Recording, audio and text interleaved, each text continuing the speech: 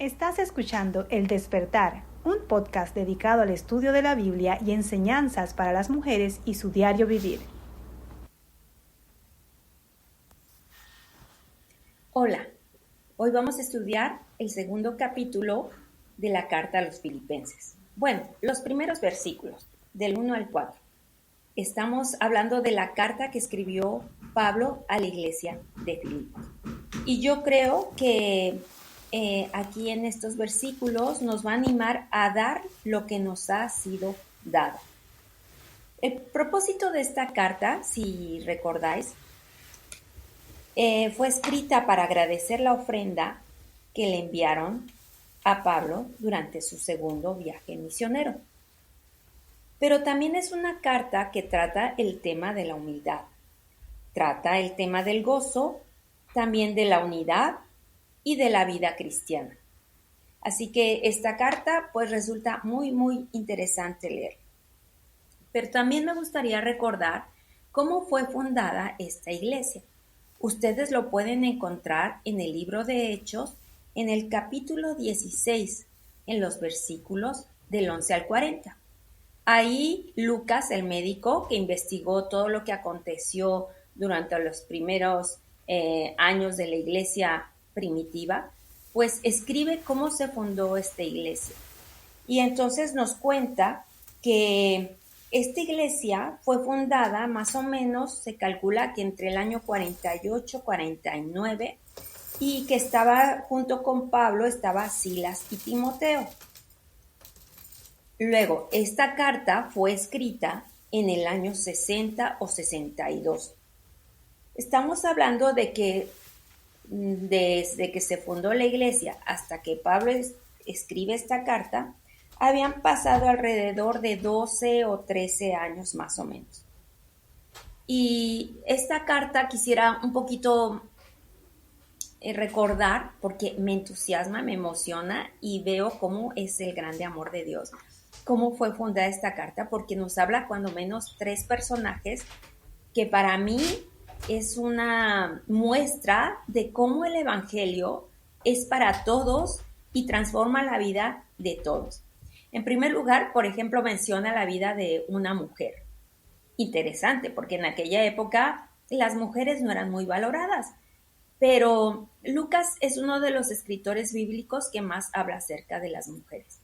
Y no es aquí la ocasión en que no va a aprovechar para hablar de ella, sino también aprovecha y habla de Lidia, una mujer vendedora de púrpura, una mujer que al parecer económicamente estaba bien, una mujer que estaba reunida con otras mujeres junto al río en un momento que ellas tenían de oración. Y ahí es donde llega Pablo a compartir el mensaje del evangelio. Y si ustedes ponen atención y leen este pasaje, me encanta porque las mujeres estaban buscando de Dios, pero hay un pasaje, hay una palabra que dice que Dios abrió su corazón y ella pudo entender el evangelio. Seguramente buscaba de Dios, pero le faltaba conocer el mensaje del evangelio. El resultado fue que ella se convierte y ella es un fundamento de esta iglesia.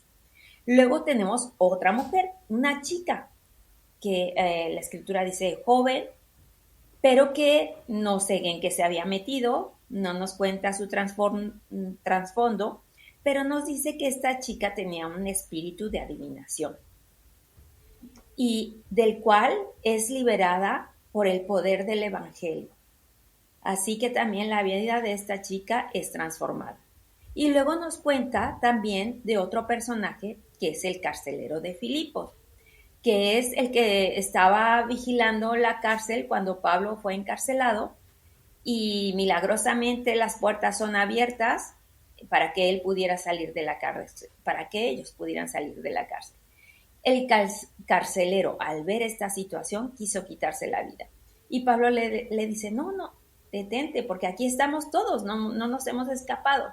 Bueno, le comparte el mensaje del evangelio, el hombre se convierte y lleva a que le prediquen a la familia Y ahí tenemos esa promesa también que muchas veces la hacemos nuestra, cree en el Señor Jesucristo y serás salvo tú y tu casa. Seguramente la familia vio el cambio en el carcelero, vio lo que Dios había hecho en la vida de este hombre y también aceptaron a Cristo como Señor y Salvador. Entonces, ven la diferencia de personas. Yo digo, gracias Señor, porque tu palabra es para todos. Tú no haces diferencias. Tú quieres que todo el mundo tenga la oportunidad de escuchar el mensaje del Evangelio. Y tenemos estos 3 casos donde 3 vidas diferente nivel social, cultural, y yo no sé cuántas más diferencias habría entre ellos, pero la cuestión es que ahora el Evangelio había llegado a sus vidas y habían sido transformados. Y creo que esto es importante porque Pablo, al escribir esta carta y los versículos que vamos a estudiar, quiere hacer recordar el fundamento que ellos deben reconocer que fue puesto como base para levantar esta iglesia, para formar esta iglesia. En la versión 60, pues hace como algunas declaraciones, ¿no? Estoy hablando del capítulo 2, versículo 1. Por tanto, si hay alguna consolación en Cristo, si algún consuelo de amor, si alguna comunión del Espíritu, si algún afecto entrañable, si alguna misericordia, dice el versículo 2, completad mi gozo, sintiendo lo mismo, teniendo el mismo amor, unánimes y sintiendo una misma cosa. Y por eso yo creo que pues le podría poner un título a todo esto y es dar lo que nos ha sido dado. Porque lo que está haciendo el apóstol Pablo con estas declaraciones, aunque la nueva versión internacional, la nueva traducción viviente, que es la que también me gusta mucho leer, lo hace en formas de preguntas. Aquí lo traduce de la siguiente manera, haciendo una pregunta. ¿Hay algún estímulo en pertenecer a Cristo? ¿Existe algún consuelo en su amor? ¿Tenemos en conjunto alguna comunión en el Espíritu? ¿Tienen ustedes un corazón tierno y compasivo? Bueno, al final lo que el apóstol quiere hacer, sea en forma de pregunta o declaración, es: ¿no tienen ustedes todas estas cosas? ¿No han recibido consuelo? Claro que sí. ¿No han recibido del amor de Cristo? Claro que sí. ¿No tienen ustedes un mismo espíritu? Claro que sí. Y entonces dice, pues completad mi gozo. Bueno, yo no sé si a ustedes os pasa o pasa en sus iglesias, pero a veces con el paso de los años, y bueno, esto es algo claro que también en Apocalipsis vamos a encontrar, muchas veces nos olvidamos del primer amor. Nos olvidamos de aquellos primeros pasos que empezamos a dar como cristianos, donde todo era precioso, donde queríamos amar a todos, donde queríamos perdonar a todos, donde queríamos ser una familia con todos. Pero parece que al paso del tiempo nos olvidamos de esos fundamentos y empezamos a pelear entre nosotros. Y yo creo que algo así estaba pasando. Por eso el apóstol Pablo, uno de los temas que trata, pues es con la humildad. Porque Pablo, al hacer estas preguntas, él mismo también quisiera aportar algunos otros versículos que nos dicen cómo Pablo también hace notar que Dios ha dado, antes de pedirnos algo, es porque Él nos los ha dado. Y déjenme leerles, por ejemplo, un versículo que encontramos en 2 Corintios, capítulo 1, 3 al 7. Porque la primera pregunta que hace Pablo, o la primera declaración, dice: ¿hay alguna consolación en Cristo? Pues claro que hay consolación en Cristo. En este capítulo 1 de 2 Corintios, en el versículo 3, dice: bendito sea el Dios y Padre de nuestro Señor Jesucristo, Padre de misericordias y Dios de toda consolación, el cual nos consuela en toda tribulación nuestra, para que nosotros podamos consolar a los que están en cualquier aflicción, con el consuelo con que nosotros mismos somos consolados por Dios. O sea, que podemos dar de lo que hemos recibido. Dios nos ha dado consuelo y podemos encontrar consuelo en su palabra. Yo no sé si alguno esté pasando por situación difícil. Yo hace un par de años pasé por la muerte de mi madre y pude recibir el consuelo de parte de Dios. Y no hay mayor consuelo que sus promesas. Promesas de un día volver a estar reunidos. Promesas de pasar la eternidad con Él. Cuando tú recibes ese tipo de promesas, en verdad eres confortado y eres consolado. Y el apóstol Pablo dice, vais a pasar por tribulación o habéis pasado por tribulación y en Cristo habéis recibido consuelo. Consuelo en su amor, consuelo en su aceptación. Dice, incluso leyendo el capítulo 1, dice, si algún consuelo de amor. Un consuelo de amor. ¿Qué más amor que el Señor dio su vida por nosotros en la cruz del Calvario? Y también esto lo trata Pablo en Efesios capítulo 3, versículo 19, cuando dice, es el amor de Cristo, un amor que desborda toda ciencia humana y os colma de la plenitud misma de Dios. Es el amor de Cristo. Y Pablo le recuerda a los filipenses, si algún consuelo de amor, pues claro que habían recibido un consuelo de amor. Nadie nos ha amado como nuestro Señor Jesucristo. De tal manera amó Dios al mundo que dio a su Hijo Jesucristo a morir por nosotros. ¡Qué amor! ¡Qué amor! Yo pienso en el amor de Dios y eso ¿cómo decirlo? Como que me derrite, me quita todo argumento que yo pudiera tener. Ese amor me desarma totalmente. Es el amor de Cristo, un amor que desborda toda ciencia humana y nos colma de la plenitud misma de Dios. Y por eso el apóstol Pablo dice, si algún consuelo de amor, si alguna comunión con el Espíritu. Y miren que, pues, ahí en San Juan capítulo 14, versículo 17, nos habla del Espíritu de verdad, al que el mundo no puede recibir porque no le ve ni le conoce, pero vosotros le conocéis, porque mora con vosotros y estará con vosotros. Claro que hay un espíritu de comunión con Dios mismo a través de su espíritu, porque mismo Jesús dijo, os conviene que yo me vaya porque enviaré al Consolador, el Espíritu de verdad, el cual estará con vosotros todos los días. Así que hay una comunión con el Espíritu. La Biblia nos dice que el Espíritu viene a ser una morada permanente en nosotros. Así que Pablo hace reflexionar a la iglesia. A ver, ¿qué está pasando? Todos han recibido consolación en Cristo, han recibido un consuelo de amor, han recibido una comunión del Espíritu. Y hay un afecto entrañable, y si algún afecto entrañable, y si alguna misericordia.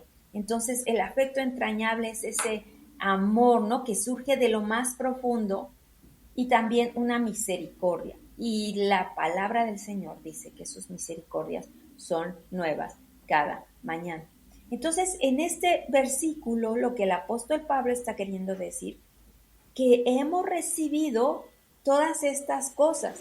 Hemos recibido consolación, hemos recibido un refrigerio de amor, hemos recibido la comunión del Espíritu.